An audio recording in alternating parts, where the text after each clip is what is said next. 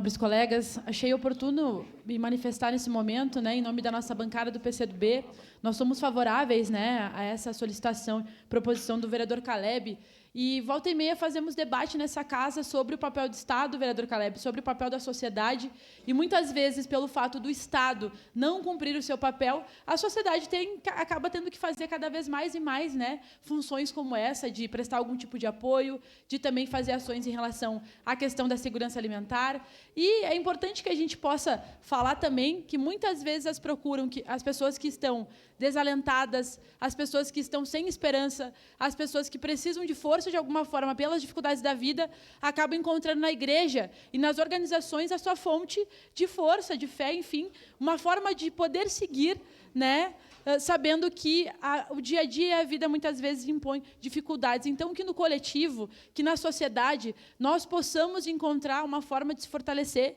e que o respeito, né, sempre prevaleça acima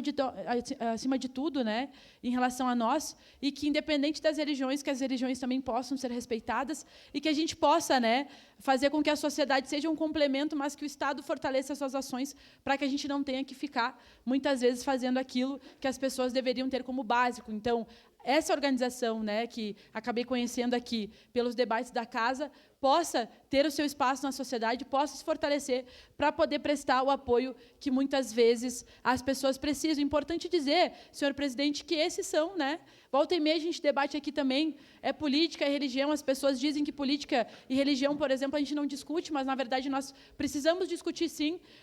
para nós podermos saber qual que é o papel de cada um, onde entra a religião, e que nós possamos sempre estar seguindo, de fato, os ensinamentos de Jesus, que nos dizia que nós deveríamos amar o próximo, que dizia que nós deveríamos, né, nos ajudar, vereadora Edson, para que a gente possa viver numa sociedade melhor. Por isso, a bancada do PCdoB vota sim, senhor presidente. Obrigada. Obrigado, vereadora Andressa Marques. Com a palavra, vereadora